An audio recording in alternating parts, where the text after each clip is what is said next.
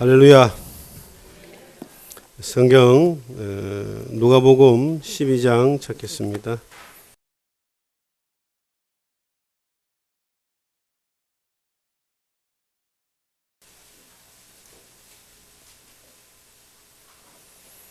음, 12장 16절에서 제가 21절까지 읽겠습니다.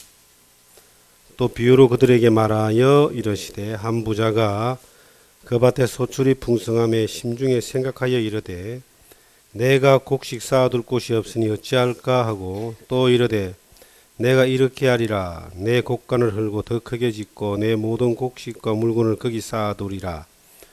또 내가 내 영혼에게 이르되 영혼아 여러에 쓸 물건을 많이 쌓아두었으니 평안히 쉬고 먹고 마시고 즐거워하자 하리라 하되 하나님은 이르시되 어리석은 자여 오늘 밤에 네 영혼을 도로 찾으리니 그러면 네 준비한 것이 누구의 것이 되겠느냐 하셨으니 자기를 위하여 재물을 쌓아두고 하나님께 대하여 부유하지 못한 자가 이와 같으니라. 아멘.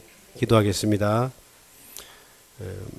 우리의 삶을 어두운 가운데 멸망 가운데 가는 것을 버려두지 아니하시고 예수 그리스도의 십자가의 은혜로 말미암아 구원하셔서 영원한 천국에 들어가게 하신 것뿐만 아니라 이 땅에서 하나님의 자녀로서 또 하나님의 일을 할 수 있는 일꾼으로서 살아갈 수 있도록 불러주시는 그 크신 아버지 하나님의 은혜에 감사를 드립니다.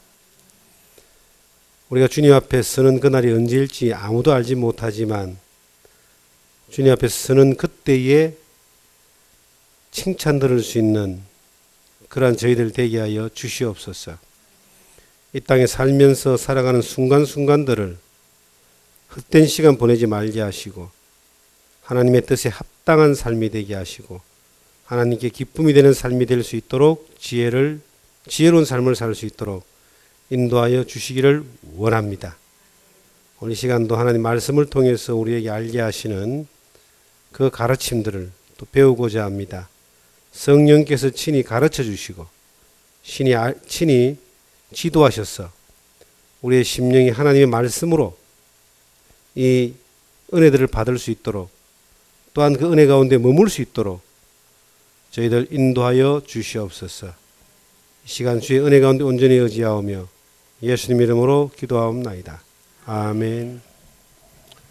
예, 오늘 제 새로운 삶의 마지막 시간 헌신하는 삶이다 하는 제목으로 함께 배워보도록 하겠습니다. 헌신이라고 하는 것이 간단하게 말하면 하나님의 기쁨을 위해서 사는 삶, 이것을 헌신이다 이렇게 말할 수 있습니다. 오늘 우리가 누가복음 12장 16절에서 21절의 말씀을 제가 잠깐 읽었는데 여기에 자기를 위해 사는 사람이 있고 하나님을 위하여 하나님에 대하여 부요한 사람이 있는데 자기를 위해 사는 사람은 이제 자기에게 헌신하는 사람이고 하나님께 대하여 부요한 사람은 하나님께 헌신한 사람이다 이 뜻입니다.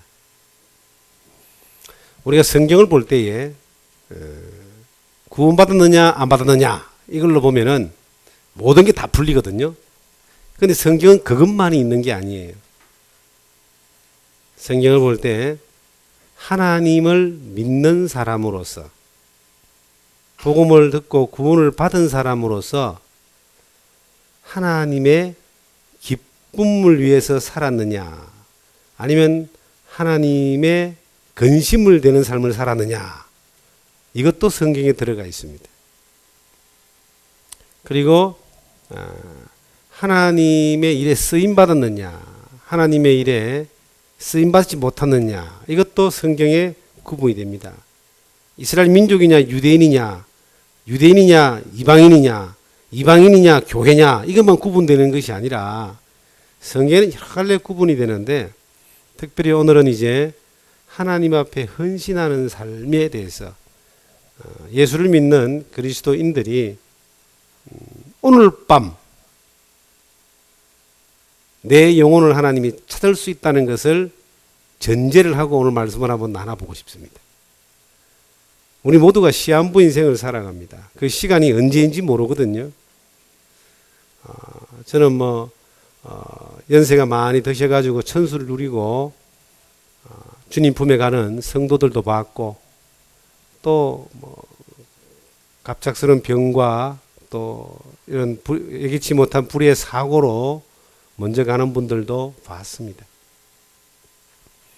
그런데 주님이 우리를 데리고 가시는 그 때가 우리에게도 오늘 밤일 수 있지 않겠는가 하는 생각을 할 때가 있습니다. 우리가 지금까지 살았던 삶이 예수 믿고 구원받고 하나님의 자녀로 살아갔던 삶이 오늘 밤으로 하나님이 결론을 딱 내린다 했을 때 내가 나를 위해 살았느냐 하나님의 기쁨을 위해 살았느냐 이것이 결론이 난단 말이죠. 근데 그것을 하나님 앞에 가서 봐서 아는 것이 아니라 그 앞에 가서는 분명히 알겠지만은 우리가 살면서 이것을 계산할 수 있어야 됩니다. 망대를 짓는 사람이 예산이 얼마나 들어가는가를 미리 예산을 세워야 되고요. 전쟁을 치르려면은 저 군대가 얼마나 오고 우리의 전력이 얼마나 되는가를 이제 계산을 해서 전쟁을 치러야 되듯이 우리가 신앙생활을 해나가는 가운데서도 지나가는 이 귀한 시간과 우리의 삶이 무엇을 위해서 사라지는지, 왜 사라지는지, 어떤 보람이 있고 의미가 있는 것인지, 무슨 가치가 있는 것인지에 대해서 반드시 분명히 살면서 계산을 하고 살아야 됩니다. 야, 너무 계산이란 말이 조금 정 떨어지는 말이 아니냐 이렇게 생각하는 사람이 있는데 아닙니다. 예수님은 우리 주님은 철저하게 계산을 합니다. 그렇기 때문에 행한 대로 갚아준다 그래요. 실수가 없으신 분이에요. 그래서 주님 앞에 우리가 섰을 때에 우리가 살았던 삶에 대해서 가서 지금 살면서는 그냥 아무런 생각 없이 살다가 하나님 앞에 가서 계산법이 그렇습니까? 몰랐습니다. 라고 이렇게 얼버무리고 버벅거리지 말고 여기서부터 정확하게 주님이 말씀하신 계산법 이것을 제대로 알고 살면은 시간 낭비 안 하고요. 세월 낭비하지 않고요. 우리 인생 낭비하지 않고요. 하나님 앞에서 의미 있고 보람 있는 또 하나님 영광이 되는 그러한 시간이 될 줄 압니다. 저는 이제 누가복음 12장의 이 말씀을 보면은 예수 안 믿는 사람에게 하는 경고의 말씀으로도 이 말씀을 읽고 보기도 하지만 저는 누가복음 12장에 오늘 밤 네 영혼을 도로 찾으리니 네 예비한 것이 누구 것이 되겠느냐라고 하시면서 자기를 위하여 재물을 쌓아두고 하나님께 대해 부여하지 못한 자가 이와 같다라고 하는 이 말씀을 오늘날 나에게 비추어 봅니다. 이것은 나에게 주시는 말씀으로 저는 이것을 받아들이는 거예요. 주님이 오늘 밤 나를 데려갈 수도 있다라고 하는 겁니다. 그럼 내가 아멘 할렐루야 감사합니다라고 가겠지만 데리러 오시는데 거부할 이유는 하나도 없지만은요. 주님 앞에 계산이 되어질 때에 내가 나를 위해서 재물을 쌓아둔 사람이냐 하나님의 영광과 기쁨을 위해서 재물을 모든 걸 쌓아둔 사람이냐 이것은 너무나 중요한 것이기 때문에 하루하루를 결산하면서 살아야 되겠다라고 하는 생각을 저는 가집니다. 우리가 보통 우리나라 사람들은 월급 계산을 한 달로 계산합니다. 월급 그러잖아요. 그런데 미국은요 주급 그러더라고요. 일주일 단위로 결산합니다. 그런데 하루 단위로 결산하는 사람들도 있습니다. 아르바이트생들요. 시간 단위로도 계산합니다. 시급. 일당, 시급 그러잖아요. 노가다 이렇게 막 일하는 사람들은 일당을 받습니다. 좀 더 하면 이제 시급, 1시간 얼마.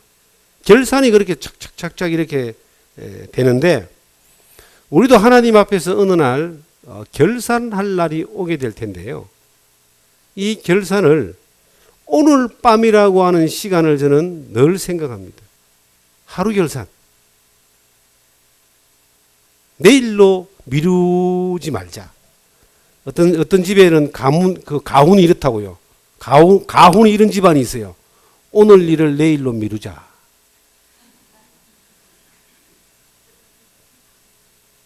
그런 집안이 잘 되는 일이 없습니다. 오늘 일을 내일로 미루자. 보통 이래 집에 가보면은, 내가 우리 집안 중에 누가 있기 때문에 내 인신공격 못 하겠는데, 한 번씩 가면요, 짐을 이렇게 발로 치고 지나가야 돼요. 퍽퍽퍽퍽. 앉을 자리가 없습니다. 야, 너 왜 이래 사냐? 내일 하면 되지. 늘 내일로. 오늘 일을 내일로 늘 미루는 거예요.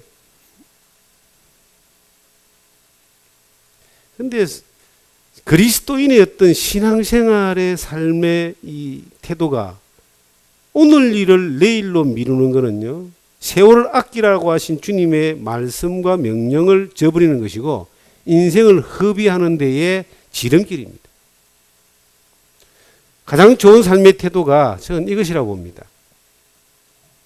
오늘을 결산하고 살자. 오늘이 하나님 앞에 결산하는 날이라고 생각하면 되는 거예요. 그러면 절대로 시간을 낭비하지 않습니다. 무엇을 위해 사는가에 대해서 정확하게 안 가르쳐줘도 살게 돼 있어요. 안 가르쳐줘도.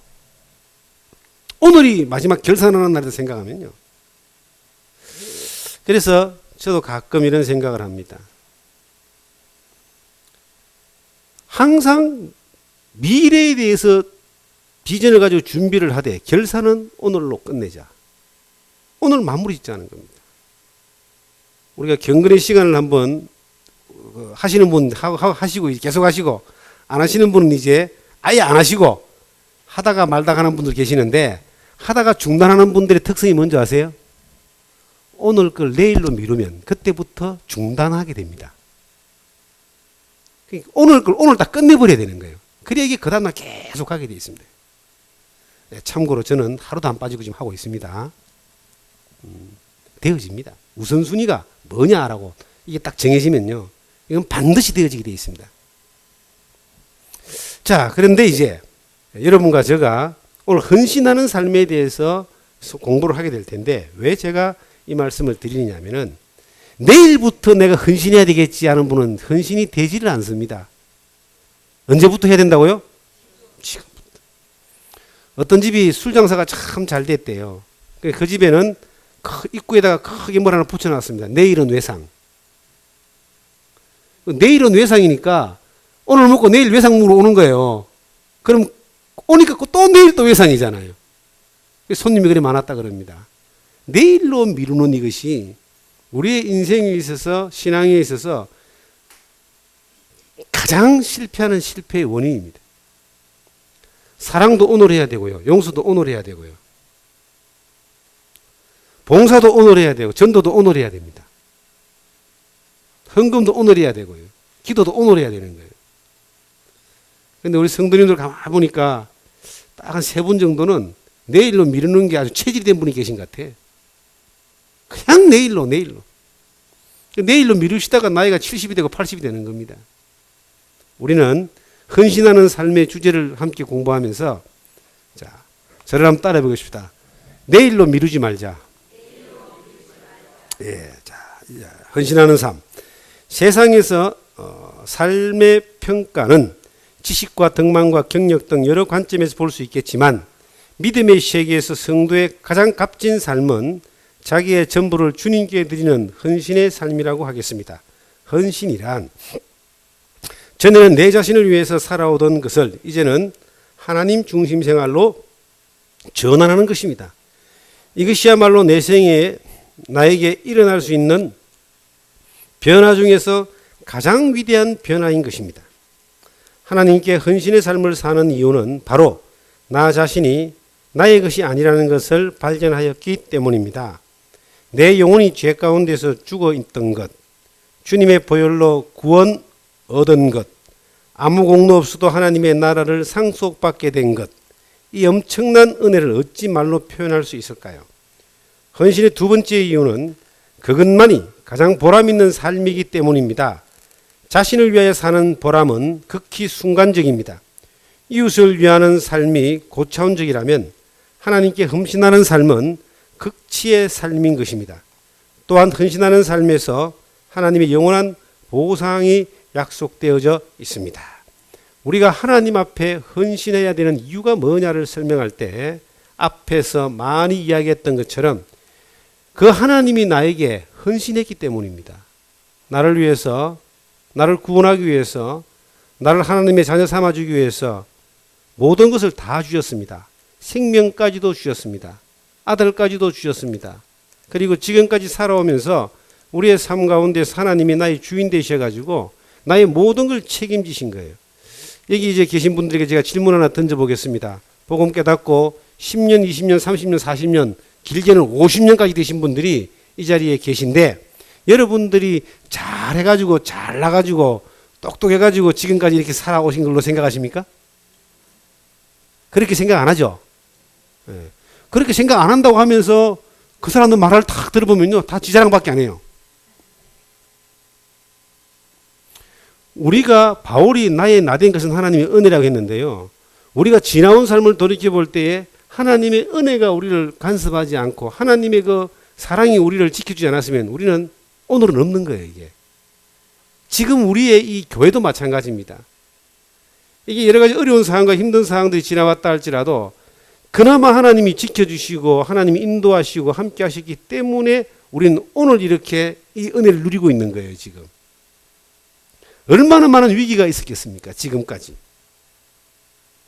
수없이 많은 어려운 일들이 있었겠죠. 그런데 하나님이 하나님 되셔서 우리를 긍휼히 여기시고 우리 안에 소원을 두고 행하시며 우리를 이끄시고 함께 하시며 우리를 통해서 일하고 영광 받으시기를 원하셨기 때문에 지금까지 우리가 이렇게 보존되고 있는 겁니다. 그걸 생각하면 얼마나 감사한지 몰라요. 우리가 이 하나님에 대한 감사는 나의 처절한 바닥이 딱 보일 때 그 감사가 훨씬 더 커지게 되어 있습니다. 내 바닥이 안 보이면은 하나님에 대한 감사가 그만큼 적어지는 거예요. 내가 할 수 있는 것이 많을수록 하나님의 은혜를 구하지 않습니다. 할 수 있는 것이 없을수록 하나님의 은혜만을 구할 수밖에 없는 그러한 태도가 나오는 것입니다. 우리가 교회도 마찬가지입니다. 우리가 모든 것을 다 할 수 있다면 하나님 앞에 의지하고 기도하는 것들이 그만큼 우리들에게는 적을 거예요. 그런데 반대로 우리가 할 수 있는 것이 거의 없어요. 하나님의 인도하심이 은혜가 없으면 안 되는 것을 날마다 시인할 수밖에 없고 고백할 수밖에 없습니다. 그러면 그 무리는 하나님 앞에 기도할 수밖에 없는 거예요. 합심하지 말아도 기도 제목이 하나가 될 수밖에 없는 겁니다. 그래서 하나님은 우리에게 하나님 됨을 나타내기를 계속 원하시면서 우리를 이끌어 오셨던 것 같아요. 그러면 이 교회 안에 있는 우리들이 또 우리의 삶 가운데서 하나님을 사랑하고 섬긴다는 우리들을 향하신 하나님의 태도는 뭘까? 하나님의 주권을 인정하랍니다. 첫째는 하나님의 주권을 인정하는 거예요. 우리의 신앙생활 가운데서 하나님의 주권을 인정하지 못하면요, 우리는 날마다 불행해집니다. 왜?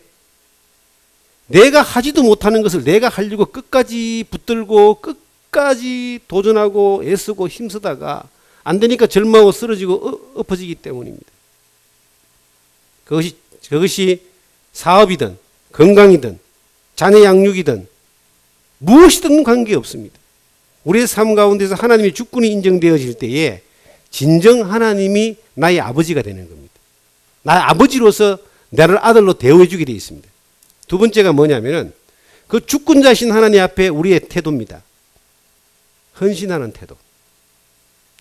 나의 삶은 나를 위해 사는 것이 아니라 내 아버지가 이끄시는 대로 살겠습니다 하는 그 헌신하는 태도가 우리 안에 일어나게 되고 비로소 그 사람의 삶이 변화가 되는 것입니다. 나를 위해 살았던 사람이 주를 위해 사는 사람으로 바뀌는 것을, 이것을 새로운 피조물의 가치죠. 보라, 이전 것은 지나갔으니 보라, 새 것이 되었다 했는 것이, 지옥 가는 사람이 천국 가고 심판받는 사람이 구원받고 마귀의 새끼가 하나님 자녀가 되고 이것만 바뀐 것이 아니라 그 사람의 삶의 방향이 바뀌어버린 겁니다. 나를 위해서만 살던 그 인생에서 이제는 나를 구원하신 하나님의 영광을 위해 사는 인생으로 바뀌어지는 이것이 헌신하는 삶입니다. 신앙생활은요, 그 사람의 영적인 성숙도가 어디서 나타나는가를 보면은 그의 삶의 방향과 그가 헌신하는 삶의 그 모습을 통해서 나타납니다. 방향은 분명히 그리스도를 향하여 표대를 향해서 살아가는 방향으로 바뀌었지만 그 삶을 그 하나님 앞에 얼만큼 헌신하느냐. 주님이 그걸 우리에게 요구하시고 하나님이 우리에게 요구하십니다. 로마서 12장 1절에 보시면 너희 몸을 하나님이 기뻐하시는 거룩한 산 제사로 드리라라고 요구하고 있습니다. 로마서는 1장부터 11장까지가 복음입니다. 12장부터 생활인데 그 생활의 첫 번째가 뭐냐면, 복음 안에 있는 생활의 첫 번째가 무엇이냐면 거룩한 산 제사를 드리는 겁니다. 우리의 이 몸이라고 하는 것을 성경에 마태복음 22장에 보시면은 마음을 다하고 목숨을 다하고 뜻을 다하여 주 너희 하나님을 사랑하라 그랬는데, 마음만 다하는 것이 아니라 그 다음 뭐가 들어가 있죠? 목숨까지. 목숨. 인간의 모든 뜻, 그 삶 전체를 가지고 하나님 앞에 헌신하는 것을 거룩한 산 제사를 드리는 것이라고 말하고 있는데, 우리가 그 삶을 드리는 것이 천국에 소망을 둔 사람의 삶의 최고의 가치다. 성경은 율법은 뭐라고 했느냐? 마음을 다하고 목숨을 다하고 뜻을 다해 하나님을 사랑하고 이와 같이 네 이웃을 네 몸과 같이 사랑하라 그랬잖아요. 근데 이 두 가지를 합치면 이것은 헌신이라는 단어로 쫙 나오게 되어 있습니다. 하나님의 우리를 향하신 뜻에 따라서 우리의 삶을 살아주는 이것을, 살아져가는 이것을 헌신이다라고 이렇게 말할 수 있습니다. 그런데 이것은 우리가 생각으로 하는 것이 아닙니다. 입으로 하는 것이 아닙니다. 성경은 너희 몸을, 목숨을 다하여 뜻을 다하여 하라 이렇게 기록되어 있습니다. 밑에 보면은 1. 무엇을 드릴 수 있습니까? 첫째, 자신의 몸을 드릴 수 있습니다. 내 자신이 사용하는 것과 나의 몸을 하나님께 드려 하나님께서 사용하시는 것의 결과는 비교할 수 없는 차이가 있습니다. 내가 주관하는 몸은 불의의 도구가 되고 하나님께서 쓰시는 몸은 의의 도구가 되는 것입니다. 그러므로 너희 몸을 하나님이 기뻐하시는 거룩한 산제사로 드리라고 하셨습니다. 로마서 6장 13절 14절에 보면은 또한 너희 지체를 불의의 무기로 죄에게 내주지 말고 오직 너희 자신을 죽은 자 가운데서 다시 살아난 자같이 하나님께 드리며 너희 지체를 의의 무기로 하나님께 드리라. 죄가 너희를 주장하지 못하리니 이는 너희가 법 아래 있지 아니하고 은혜 아래에 있음이라. 여기 보니까 우리의 지체, 바로 우리의 몸을 이야기합니다. 이것을 불의의 무기, 의의 무기 두 가지가 있는데 하나님께로 드려지는 것이 의의 무기 혹은 의의 병기로 드려지는 것입니다. 하나님께 드려지는 것이 어떤 것을 말하고 있습니까? 신앙생활은요, 신앙생활은 입으로 하는 것이 아닙니다. 신앙생활은 머리로 하는 것이 아닙니다. 신앙생활은 마음으로 하는 게 아닙니다. 신앙은 마음으로 믿는지만 신앙생활은 뭘로 하는 거예요? 생활은 우리가 전인이라고 그래요. 전인. 우리의 몸이 포함되어 있는 이 인간이 신앙생활 하는 거예요. 그러니까 마음만 가지고 신앙생활이 되는 게 아니에요. 입만 가지고 되는 것이 아닙니다. 우리의 몸, 영혼, 육을 포함한 인간 자체가 새로운 피조물로 변화된 우리 자신이 신앙생활을 하는 거예요. 몸이 포함된. 그래서 너희 몸으로 하나님께 영광을 돌리라 그러고, 이 몸으로 거룩한 산제사를 드리라 그러고, 이 몸으로 의의 병기로 드리라라고 이야기합니다. 몸을 제껴놓고 마음만 가지고 영으로만 하는 것을, 이것을 아주 오랜, 예수님 당시 초대교회부터 그것을 주장하는 사람들이 있었는데 그들을 영지주의다라고 이야기합니다. 영으로만 알고 영으로만 행동하고 영으로만 믿고 영으로만 실천하는 것을 영지주의라 그래요. 육체는 아무렇게나 살고 아무렇게나 죄짓고 아무렇게나 행동해도 그거는 상관없다. 분리시키는 거예요. 우린 신앙생활이 분리되는 것이 아닙니다. 이 몸이라고 하는 것은 우리가 영혼육이 함께 되어 있는 한 사람을 이야기하는 거예요. 삶을 통해서 하나님 앞에 헌신되어지는 것을, 그것을 성경은 원하고 있습니다. 그래서 우리가 신앙생활 가운데 순종이라고 하는 그 단어는 그 안에 우리가 그 일을 동의하는 것뿐만 아니라, 어떤 말씀에 동의하는 것뿐만 아니라 그 말씀을 따라 사라지는 것까지 이야기하는 거예요. 물론 아는 것이 중요합니다.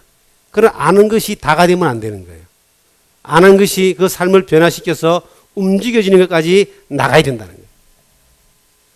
우리가 그런 경우 많잖아요. 마음은 온이로도 육신이 약하다. 이걸 굉장히 이제 내가 못해지는 것들에 대해서 변명하거나 아니면 정당화시키는 말로 이야기하는데, 그 말이 다 틀린 말은 아니지만 육신이 약함으로 포기하라고 하는 것이 아닙니다. 약한 것을 인정하지만 우리가 이 육신을 가지고 하나님 앞에 영광을 돌리기를 하나님은 원하시고, 우리가 쳐서 복종시키기까지 하나님의 뜻을 따라서 순종되어지기를 원하신다는 것을 우리는 알아야 됩니다. 그래서 몸을 하나님 앞에 드리는 것이다. 오늘 주일날 예배에 여러분들이 왔습니다. 예배를 이렇게 드렸는데 영이 왔습니까? 몸이 왔습니까? 예, 영과 몸이 같이 왔어요. 예? 내 사람이 왔잖아요. 그죠? 그래, 이 사람이 온 걸 성경은 몸이라고 하는 거예요. 몸. 영혼육이 포함되어 있는 이것을 사람이라고 해요. 전인, 통전적이다라는 말을 씁니다. 신학적으로. 통으로 하나를 사람으로 보는 것이지 분리해서 보는 것이 아니다는 것입니다. 신앙생활은 뭐요? 통으로 이 사람이 드리는 거예요. 하나님 앞에 헌신하는 거예요. 전인적 헌신이다. 이렇게 말할 수가 있습니다. 자, 그럼 예를 한번 들어보겠습니다. 우리가 누군가를 사랑합니다. 자, 성경은 마음으로만 사랑하라 했을까요? 아니면 행함과 진실함으로 하라 그랬을까요? 행함과 진실함이죠. 행함과 진실함이 뭐냐 하면은 그것이 몸으로 하는 것입니다. 그 사람이 하는 거예요.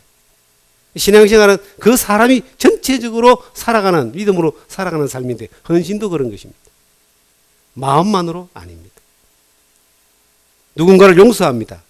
나는 용서했어요, 사실은.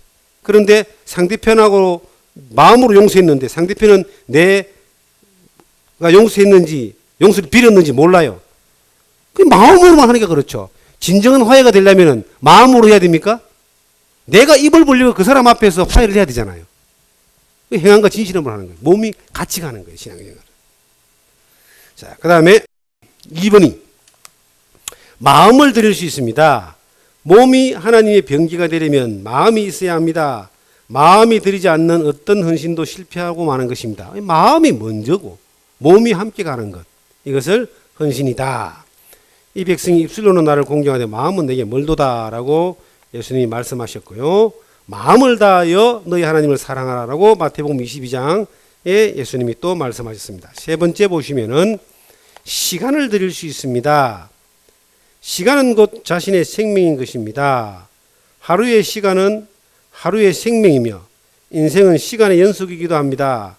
자신의 시간을 하나님께 드려 창조적인 삶을 살게 되는 것입니다. 세월을 아끼라 때가 악하니라. 그러므로 어리석은 자가 되지 말고 오직 주의 뜻이 무엇인가 이해하라. 에베소서 5장 16절에서 17절인데, 자, 우리가 성경 한번 에베소서 5장을 한번 찾아보겠습니다.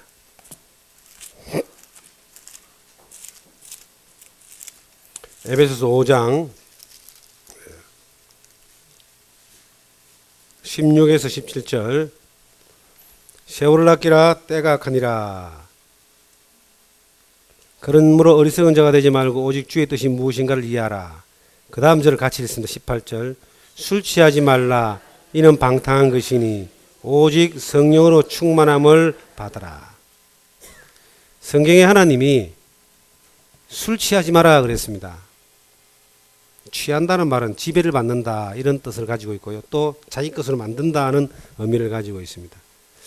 우리가 이제 상당히 예수를 믿는 사람들도 야, 술을 취하지 말아야지 술을 먹지 말아야겠냐 이렇게 이야기하는 사람도 있고, 술을 약으로 썼다 그렇기 때문에 술 먹는 게 뭐 죄가 되지 않는다. 예. 죄냐 아니냐를 따지는 것이 아니라 하나님이 기뻐하느냐 기뻐하지 않느냐를 따져야 됩니다. 예수 믿는 사람들은 아시겠어요? 어떤 일을 선택할 때, 어떤 일을 해야 될 것이냐 말 것이냐를 우리가 결정지을 때 이게 죄냐 아니냐를 따지는 것이 아니라 이것을 하나님이 기뻐하느냐 기뻐하지 않느냐 이걸 따져야 됩니다. 그러면 선택이 되는 거예요. 그런데 우리가 우리 자신들을 자꾸 변명을 하고 우리의 삶을 내가 내 주인으로 삼는 사람은 늘 변명이 앞서갑니다. 왜냐하면 변명을 해야지만이 그래도 마음이 편하기 때문에. 그런데 내 삶이 주님이 주인인 사람은 변명이 필요 없습니다. 하나님이 기쁘냐 아니냐에 따라서 결론이 나집니다. 저는 우리가 이제 술 취하지 마라. 취한다는 말은 물론 지배를 받는다는 의미를 가지고 있습니다. 술에 임박이지 마라는 말씀도 있고요. 술을 쳐다보지도 마라는 말씀도 있는데, 그것이 필요에 따라서 적용되는 것이 아니라 이게 정말 하나님이 기뻐하느냐 기뻐하지 않느냐를 결정해버리면요, 내가 헌신된 사람인가 나를 위해 사는 사람인가 하나님의 영광을 위해 사는 사람인가에 따라서 그것은 간단하게 해결되는 문제입니다. 성령의 충만함을 받으라 그랬습니다. 성령의 충만이란 말은 성령이 이끄는 것, 성령이 지배하는 것, 성령이 역사하는 것, 이것을 충만이라고 이야기하는 거예요. 그 충만함을 받는 것에 대한 그 자세가 뭐냐? 이 성경은 말합니다. 세월을 아끼는 거예요. 세상에 제일 비싼 게 뭐냐? 황금보다 더 비싼 게 지금이랍니다. 지금. 시간.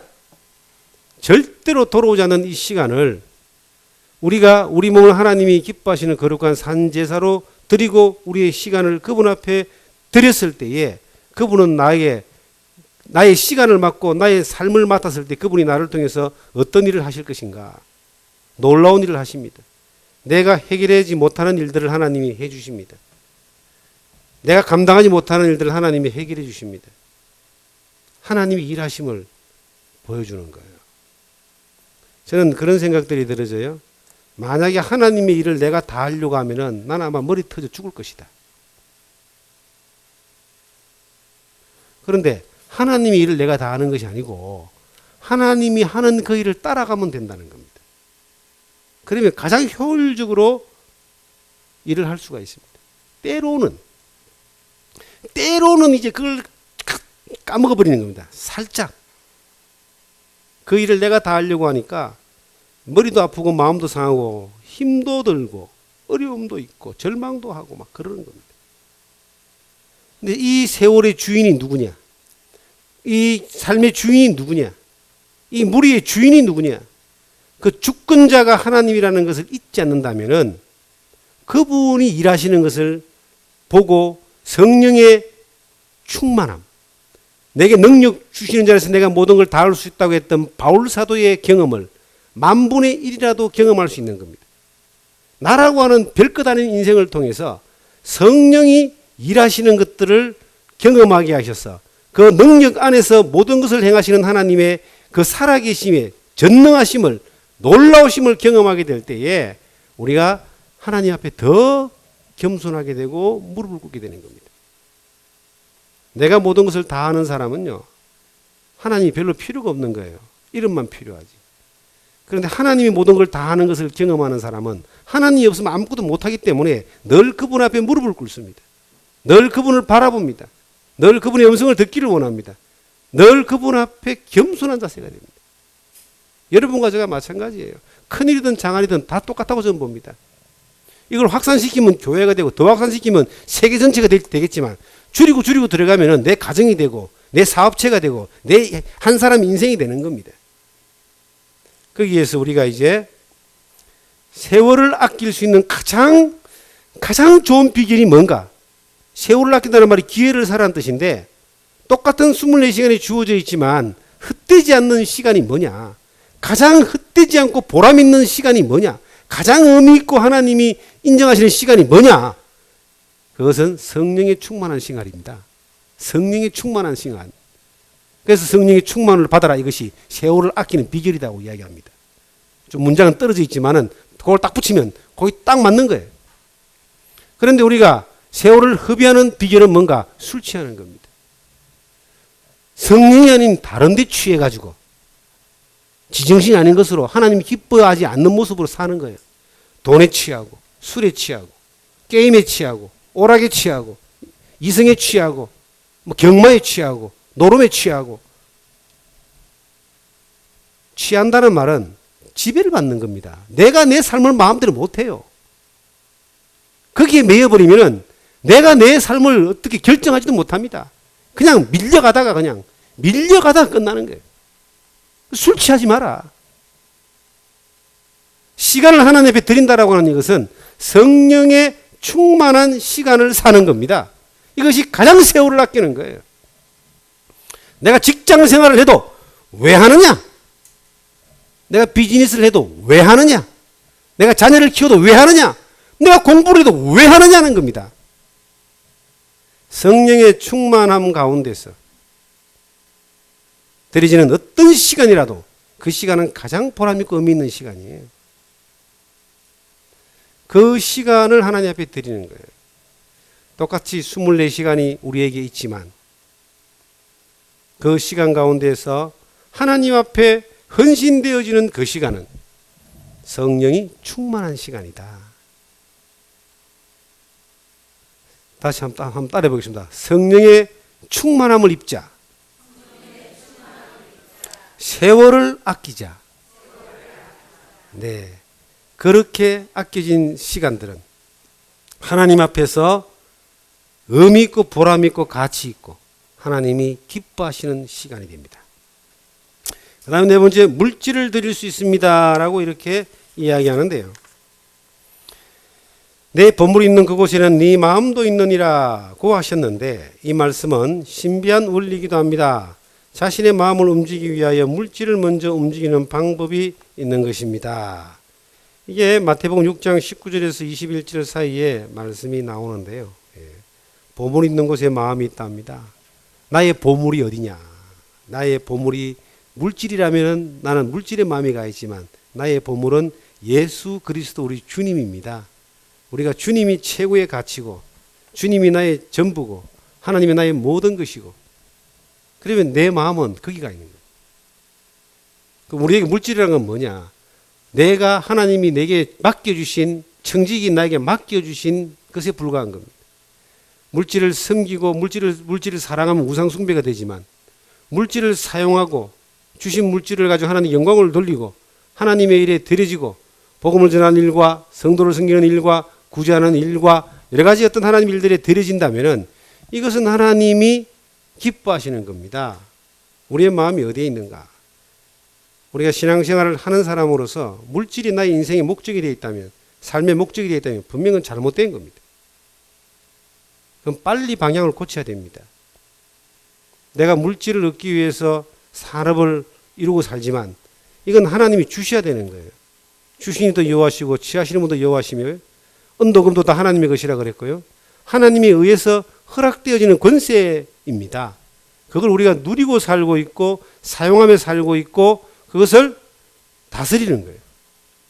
신앙생활에 물질이라는 것이 나에게 이게 정리가 안 돼가 있으면 신앙생활에 상당히 힘이 듭니다. 물질을 다스리는 그것에 대해서 지혜가 필요하다. 다음 기회에 또 이거는 말씀을 드리게 될 겁니다. 5. 재능을 드릴 수 있습니다. 사람은 모두가 특징을 가지고 있고 남다른 재능을 가지고 있습니다. 이 각양 다른 재능들은 하나님께 드려질 때 아름답고 능력 있는 조화를 이루게 됩니다. 열왕기상 7장 14절에 보면은 그러나 납달리 지파 가보의 아들이요 그의 아버지는 두로 사람이니 노세 대장장이라. 이 사람은 모든 노딜의 지혜와 총명과 재능을 구비한 자이려니 솔로몬 왕에게 와서 그 모든 공사를 하니라. 출애굽기 31장 1절에서부터 6절부터 보면요, 성막이 지어지는데도 브살렐과 올리압이라는 사람이 하나님 편에서 재능을 가지고 지혜를 주셔가지고 성막의 모든 기물들을 만들게 하셨다. 여러 사람들에게 하나님은 특히 교회 안에는요, 여러 그 지체가 있고 그 지체의 기능들이 다 있습니다. 저는 우리 안에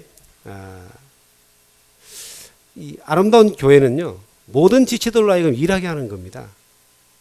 하나님은 분명히 이 지체들을 필요하시기 때문에 이 교회 안에 불러 모아 주셨어요. 그리고 이들로 하여금 다 같이 한 몸이 움직이는데 드러나는 것이 있고 드러나지 않는 것이 있지만 다 살아서 연합해서 건강한 한 몸을 이루는 것처럼 이 교회는 모든 복음을 깨닫고 참여하는 모든 사람들로 하여금 일을 할 수 있는 하나님의 재능을 다 주셨어요. 필요 없는 사람은 아무도 없고 재능을 주지 않은 사람이 아무도 없습니다. 나이 드신 분들이 아이고 우리가 뭘 하겠나. 예. 우리 교회는 특이한 게요, 우리 교회는 80이 넘어도 현역으로 다들 뛰셔요. 그런 분들 주변에 계시잖아요. 직업 전선에서도 현역으로 뛰는 분도 계시고 목회 전선에도 현역으로 뛰는 분이 계시고요. 섬기고 사역하는데도 현역으로 뛰는 분들이 계십니다. 정말 아무것도 할 수 없느냐? 아닙니다. 정말 누워서 기도만 하셔도 그것이 하나님의 일에 참여하는 것이 됩니다. 교회 가운데서 우리가 하나 예를 들어 보겠습니다. 성가대라고 하는 것이 우리 가운데 지금 되어지고 있습니다. 상당히 우리가 처음에는 미약했지만 엉성했지만 계속 연습하고 훈련하고 또 마음을 헌신하면서 여기에 참여를 하니까 성가대에 참여하시는 분들의 믿음 또한 더 헌신하는 쪽으로 이렇게 세워져 나가고 실력도 점점점 좋아지고 인물도 점점점 이뻐지는 것 같아요. 보니까 이게 있는 자는 원래 더 받는 것입니다. 그리고 교회 안에 일이 굉장히 우리가 못 찾아서 못하는 거죠. 지금 우리 교회가 참 안타까운 것은 요 교회 앞에 보면은 우리 교회 앞에 사람들이 많이 오르락내리락 하는 길목입니다. 그런데 이 교회 앞에 주일날 되면은 다른 교회 차가 와서 막 사람들 싣고 가거든요. 그것만 하면 또 되는데요. 일주일에 한 번씩인가 보면 이 교회 앞에 다른 교회 사람들이 와가지고 전도지 돌리고 앉았어요. 저는 뭐 그런 거 보면은 뭐 전도지 돌리는 거 괜찮는데, 아이씨, 우리 할 일을 대신해 줘서 고맙긴 한데 살짝 기분 나쁠라 그래요. 우리는 일할 수 있는 사람은 많은데 뭔 일을 해야 될지 모르는 사람이 너무 많은 거예요. 그래서 일할 수 있는 곳을 찾아서 일을 하게 하는 것이, 이것이 지금 우리에게 필요한데요. 우리의 청년들을 한번 보세요.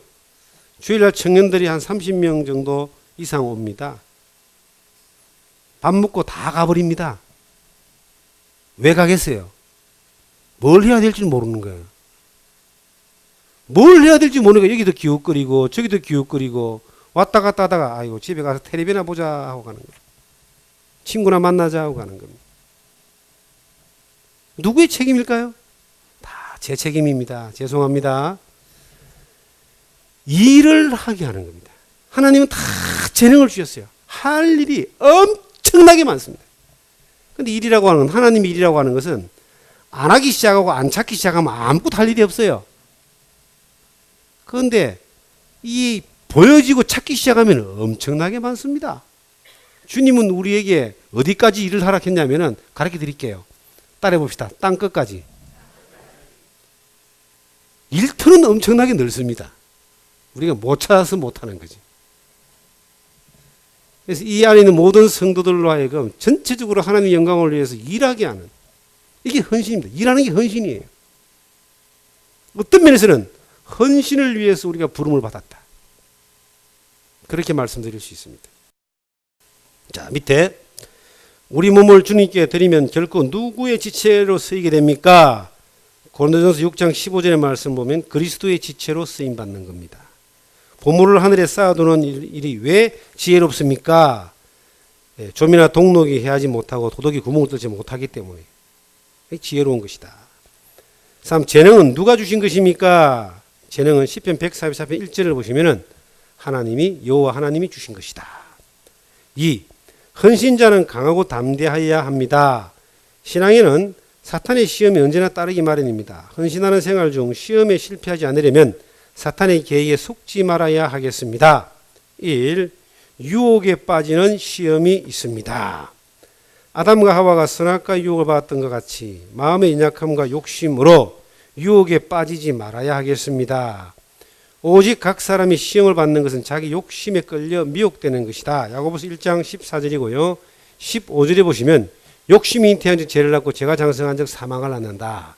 이 범죄라고 하는 것의 시발점은 욕심이다 라고 이야기합니다. 욕심 때문에 시험에 빠진다. 교회 안에서 어떤 지체든 간에 자기가 일을 하는 데 있어서 기본적인 자세는 나를 나타내는 것이 아닙니다. 누굴 나타낸다고요? 주님을 나타내요. 시편을 요즘 묵상하시면 똑같이 느낄 겁니다. 하나님이 하셨다. 하나님이 하셨다. 이 위대한 다윗이 위대할 수밖에 없었던 이유는 그가 한 모든 일들을 하나님이 하셨다. 이걸로 결론을 내립니다. 교회 안의 모든 지체가 어떤 일을 하든 간에 가져야 되는 자세입니다. 하나님이 하신 겁니다. 성가대도 누가 하는 거라고요? 하나님이. 식당 봉사는 누가 합니까? 우리가 하지만 그 일을 이루시는 분은 하나님이십니다. 하나님이 하셨다. 인간의 욕심이 나오고 자기를 자랑하고 높이려는 그 순간 마귀는 박수를 치고요. 거기다가요, 마귀는요, 기름을 팍팍 부어가지고 불을 질러버립니다. 하나님이 하셨다. 하나님이 하셨기에 하나님이 영광 받는다는 겁니다. 자, 그리고 이제 46페이지, 66페이지 보시면은 실망에 빠지는 시험이 있습니다. 박해와 고난 등으로 어려움이 계속되는 경우 의심이나 실망에 빠지며 믿음이 파손되기도 합니다. 갈라디아서 6장 9절에 우리가 선을 행하되 낙심하지 말지니 포기하지 아니하면 때가 이름에 거두리라. 이 낙심이라고 하는 것이 우리가 시험에 빠질 수 있는 겁니다. 낙심이 사실 종종 와요. 엘리야가 갈멜산에서 바알과 아세라 선지자 850명을 죽이고 난 뒤에요. 그 영적 전투에 승리를 하고 난 뒤에 이세벨이 자기를 찾는다는 것 때문에 죽을까 싶어서 낙심하여 도망을 가다가 로뎀나무 밑에서 쉬게 되죠. 그때 이제 바알에게 무릎 꿇지 않은 7천을 남겨두셨다는 하나님의 음성을 듣고 그가 회복이 되는데요. 아무리 위대한 사람이라 할지라도 낙심이 올 수가 있습니다. 특별히 위험이 올 때, 힘겨움이 올 때, 어려움이 올 때, 사방이 막혔을 때에 그냥 하나님 앞에서 주저앉아 버릴 수밖에 없는 그러한 때가 옵니다. 교회 생활하면서요, 문제를 일으키거나 문제가 되어져서 낙심하는 사람들, 주로 어떤 사람들이냐? 교회에 아무 표 없이 왔다 갔다 하는 분들이 아니에요. 열심히 뭔가를 하는 사람들입니다. 열심히 힘을 다해 해보려고 하는 사람들입니다. 그런데 어디에 탁 부딪힙니다. 절망해버리고 낙심해버립니다. 그리고 그것 때문에 또 자기 신앙마저도 큰 시험에 빠져가지고 실족하는 그러한 경우들도 있습니다. 차라리 선생이 안 되고, 차라리 앞에서 일하는 사람이 안 되고, 차라리 그냥 겸손하게 그냥 따르는 사람이었다면 낙심까지는 안 할 텐데. 사람은요, 가까이 가면 갈수록 냄새가 난답니다. 우리가 그리스도의 향기가 많이 나타나야 될진데 아직 부족한 인생들이라 저나 여러분들이나 어느 집이나 대문 열고 안방 들어가면은 문제없는 집안이 없고요. 그러지 않습니까? 근데 너무 또 친하게 지내다 보면 또 낙심합니다. 목회자들에 대한 어떤 불문율이 있습니다. 그게 뭐냐? 성도들하고 너무 친하게 지내지 말라는 겁니다. 많은 목사들이 그렇게 이야기를 합니다. 친하게 지내다 보면은 이제 안방까지 들어오는 겁니다. 그러면 냄새 날 수밖에 없는 것들이 보여지게 되는 거예요. 그러면 그것이 좋을 때는 별 문제가 없는데 안 좋을 때는요. 이게 이제 난리가 나는 겁니다, 이게. 근데 저는 개인적으로 성향이 사람을 좋아합니다. 성향이. 그렇게 타고났어요. 이게 억지로 된 게 아니고 어릴 때부터. 그래서 이게 뭐 무게 잡고 말입니다. 또 이렇게 일부러 그렇게 하기가 더 힘들어. 그래서 편하게 살고 싶은데 이게 사람이라는 존재가 너무 가까이 지내서 또 너무 열심으로 해서 혹은 실족해 하고 낙심하게 하는 도구로 사용될까 봐 싶어서 두려운 마음을 가집니다. 우리 모두 마찬가지입니다. 여러분들도 너무 몇십 년씩 친하게 사는 사람들요, 별 문제 없을 때는 잘 지내는데 어떤 이견이 생기고 의견이 달라지면은 뭐부터 나오는지 아세요? 네 4년 전, 5년 전에 뭐 했냐부터 나옵니다. 훈련이 안 돼서 그렇죠.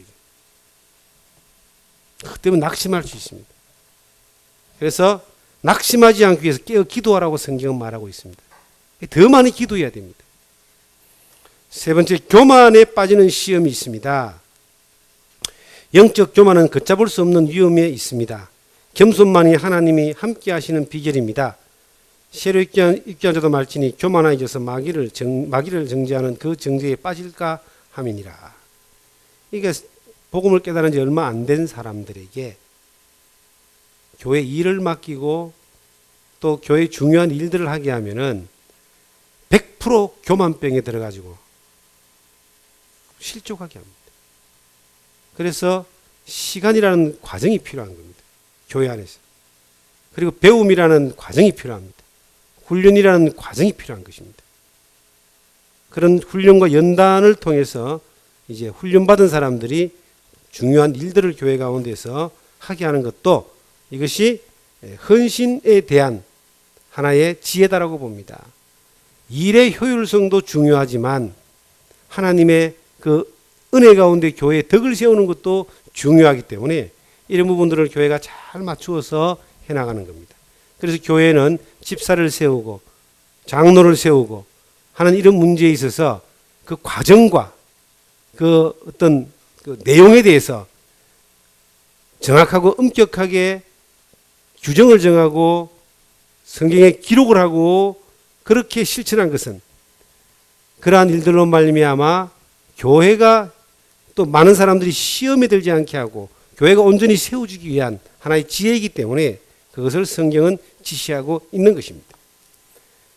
헌신한 자는 왜 담대할 수 있습니까? 여호수아 1장 8절에 빌리면 하나님이 함께 하시기 때문에 이 하나님은 교만한 자와 겸손한 자를 어떻게 하십니까? 야고보서 4장 6절에 교만한 자는 물리치고 겸손한 자는 은혜를 주십니다. 3. 헌신의 축복입니다. 헌신의 축복이 뭔가? 첫째는 보람된 삶을 누리게 됩니다. 디모데후서 4장 7절 8절에 보시면 나는 선한 싸움을 싸우고 나의 달려갈 길을 마치고 믿음을 지켰으니 이제 우리는 나를 위하여 의의 면류관이 예비되었으므로 주 곧 의로우신 재판장이 그날에 내게 주실 것이며 내게만 아니라 주의 나타나심을 사모하는 모든 자에게 주시느니라. 디모데후서 4장 7, 8절인데요. 이 헌신의 대가는 의의 면류관을 예비해 두시는 겁니다. 썩지 않고 더럽지 않고 쇠하지 아니하는 그 칭찬, 존귀가 그에게 주어집니다. 이거는 반드시 되게 되어 있습니다. 반드시 그가 자기를 찾는 자들에게 상 주신다고 하나님이 말씀해 놓고 있습니다. 우리가요, 교회 안에서 아무것도 할 수 없다고 본인이 생각하는 것은요, 그것은 자기를 지으신, 자기를 이렇게 만드신 하나님을 우습게 만드는 겁니다. 우리가 파니 제이 그루스비라는 사람이 있습니다. 성경에 가장 많은 내용을 작사한 사람입니다. 우리가 흔히 즐겨 부르는 그 찬송가가 많은 부분이 그 사람이 찬송을 작사한 것인데, 그분은 맹인이었답니다. 앞을 보지 못하는 사람이었답니다. 그런데 그가 앞을 봤다면은, 자기 말이 그거예요. 내가 앞을 봤다면은 이렇게 많은 곡을 하나님 앞에 지어서 바칠 수 없었을 것이다. 앞을 보지 못하게 하신 하나님께 나는 감사하고 찬양한다. 하나님이 나를 어떻게 지었던 간에 실수가 아니다 라고 받아들여야 됩니다. 우리가 부족한 것이 분명히 있어도 더 뛰어난 것도 있습니다. 어떤 사람이 이름이 지금 지선이라고, 지선씨, 기억이 갑자기 나네요. 아름다운 여인이었는데 어느 날 차를 타고 가다가 오빠 차가 사고가 나서 온몸에 전신 화상을 입었습니다. 정말 죽음보다 더 힘든 그러한 고통을 그가 겪으면서 하나님이 왜 나에게 이런 시련을 주셨을까? 그 이유를 그가 깨달았답니다. 수많은 그 수술을 하고 견뎌나가면서요, 그 삶을 원망하지 않고 절망하지 않고 하나님 앞에서 하나님이 왜 나에게 이런 시련을 주었을까에 대한 해답을 얻고 기쁘게 찬양하고 살아가는 것을 보게 됩니다. 우리는 가진 게 너무 많아요, 사실은. 우리는 때로는 이렇게 생각합니다. 나는 주를 위해 살고 싶은데 조건이 안 됩니다. 내가 하나님을 위해서 뭔가 하고 싶은데 환경이 안 됩니다. 내가 정말 이것만 해주면 하나님 헌신하겠는데 너 이걸 안 해주십니까? 그 하나님이 이렇게 대답합니다. 내가 지금 네한테 다 해줬다고. 뭐가 없어 못하는 거예요? 하나님이 자기에게 해준 걸 못 보기 때문에 못하는 겁니다. 이것만 해주면 내가 하겠습니다. 저도 그랬던 사람입니다. 그런데 이것을 해주니까 하나님이 또 다른 걸 해달라고 내가 요구하더라고요. 하나님은 나를 자기 영광을 위해 창조하셨는데요, 지금까지 자기 영광을 위해 만드셨는데 지금 내가 있는 그 모습이 하나님이 쓰기에 가장 합당한 모습이에요. 그 자리에서 무엇을 할 것인가? 그 자리에서 하나님 나를 어떻게 부르시는가? 여기서부터 출발해 나갈 때에 기회가 오는 겁니다. 분명한 것은 하나님은 여러분들을 통해서 놀라운 일을 계획하고 계신다. 정말로 놀라운 일을 계획하고 계시는데, 그 하나님 안 믿는 사람들도 뭡니까? 한 몇 년 전에 오체불만족 나왔죠. 오체불만족. 이게 아무것도 없어요, 그냥. 근데 이 사람이 하나님 믿는 사람 아닌데도 긍정적인 어떤 사고방식 가운데서 사람들에게 교훈을 주는 삶을 살고, 또 예수 믿는 사람 가운데 그 외국 사람 또 누구 있잖아요. 이름이 기억이 안 나요. 예? 누구요? 레나 마리아 말고 남자 또 뭐 그 있잖아요. 부이치치. 예. 닉 부이치치. 나는 그런 분들 보면요, 너무나 부끄럽습니다. 이 나같이 사지육시 멀쩡한 사람이 저런 사람의 생각에 반도 못 따라가니, 조건이 얼마나 좋습니까? 근데 그런 사람들도 하나님께 감사하고 기뻐하고 손발 닿으면 뭐 발가락 하나 움직이는 그거 감사한다고 그렇게 이야기하니까 우리는 가진 게 너무 많아요. 조건이 안 돼서 못하는 게 아니라 이게 너무 많은데 영적으로 깨어르고 지혜가 없고 하나님이 뭘 원하시는지를 듣지 못하기 때문에 못하는 거예요. 헌신을 못하는 겁니다. 뭘 만들어 놓고 한다고요? 죽을 때까지 해보셔야 되는가? 아무것도 못하고 끌끌거리다가 막 끝날 거예요. 그때 할 걸. 헌신은 언제부터 한다? 지금부터. 우리 앞에 계신 할머니 자매님도 헌신할 수 있습니다. 예? 내가 오늘부터 교회를 위해서 하루 3시간씩 기도하겠다. 헌신인 거예요, 그게. 아무것도 못하는 게 아닙니다. 자, 헌신은 반드시 이제 보람된 삶을 누리게 되고요. 두 번째, 마음의 평화를 누리게 되고요. 세 번째, 중요한 것이 있습니다. 영원한 상급을 얻게 됩니다. 성경에 마태복음 10장 42절에 보면은 물 한 그릇 대접해줘도 상을 받는다라고 말씀하고 있고요. 계시록 22장 12절에 보시면은 예수님이 재림하실 때, 하나님 나라에 임하실 때 반드시 일한 대로 갚아주리라. 우리가 일한 걸 갚아줍니다. 마음으로만 한 걸 갚아주는 게 아니고 우리의 몸으로 뭐 한 거? 헌신한 거를 갚아준다는 거예요. 그게 상급입니다.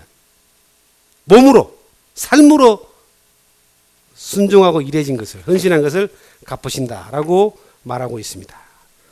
그리고 그 뒤에 내용을 쭉 보시면은 바울의 현신의 삶의 결과는 의의 면류관이 있다고 분명히 믿었고, 죽도록 충성하는 자에게는 생명의 면류관을 하나님이 주신다고 반드시 약속하고 있는 내용들을 뒤에 쭉 기록해 놓고 있습니다.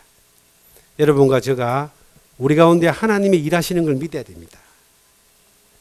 나는 그게 여러분과 제 눈에 보인다면은 우리가 시간을 낭비하지 않은 것뿐만 아니라 옆에 있는 사람들이 굉장히 귀하게 보일 거예요. 하나님이 일하심이 안 보이면은 사람밖에 안 보입니다. 나도 본인은 또 본인 마음에, 여러분 자신이 여러분 마음에 듭니까? 자기도 자기 마음에 안 드는 사람이 많은데 다른 사람들이 내 마음에 들도록 해야지만 내가 마음이 기쁘다고 한다면은 이거는 불가능한 일이에요. 사람은 내 마음에 드는 사람 없습니다. 우리 안에 하나님의 행하심을 바라보고 하나님의 일하심을 목격하고 하나님이 나에게 요구하시는 부르심에 합당한 그러한 삶을 살아질 때에, 헌신된 삶을 경험할 때에 우리 가운데 더 크게 영광 받으시고 역사하시는 하나님을 우리는 찬양하고 영광 돌리게 될 것입니다. 그렇게 살 수 있는 여러분과 제가 되기를 바랍니다. 기도합니다. 좋으신 아버지 하나님 감사드립니다. 반드시 행한 대로 갚아주신다고 하셨고 우리가 몸으로 거룩한 산제사를 드리기를 요구하시는 우리 주님 앞에 이 시간을 헛되이 보내지 않을 수 있도록 주님 인도하여 주시옵소서. 언제 주님이 우리를 데리러 오실지 알지 못하지만 주님 앞에 서는 그 순간 잘했다 칭찬 들을 수 있는 저희들 되게 하여 주시옵소서. 이 주원의 교회가 하나님이 크게 일하시는 교회, 하나님 역사하시는 교회, 하나님만이 영광 받으시는 교회 되게 하여 주시옵소서. 오늘 이 한 시간도 은혜 가운데 인도하시고 성령으로 위로하여 주심에 감사드리며 우리를 통해서 일하시는 우리 주 예수님 이름으로 기도하옵나이다. 아멘. 네, 감사합니다. 마치겠습니다.